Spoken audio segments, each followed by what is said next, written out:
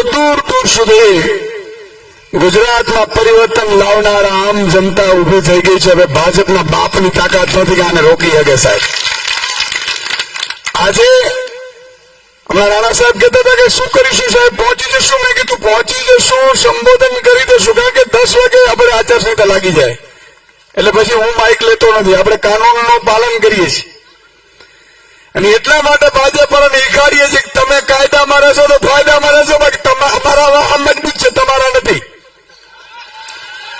તમે 30 વર્ષથી આરામનું ખાઈને હુવાડા થઈ ગયા છો. અમને હજી લાઠીની બીક નથી, ગોળી આવે ને જનતા માટે તો ખાવા તૈયાર છીએ સાહેબ. મિત્રો આજે વાત કરવી છે આ ધરતી ઉપરથી.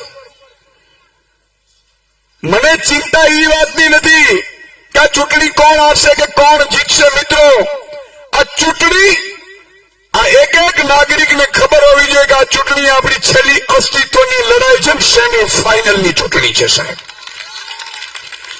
આ ચૂંટણીઓ નક્કી કરશે કે 2027 ગાદીએ કોણ બેઠશે સાહેબ. આ ચૂંટણીઓ નક્કી કરવાની છે.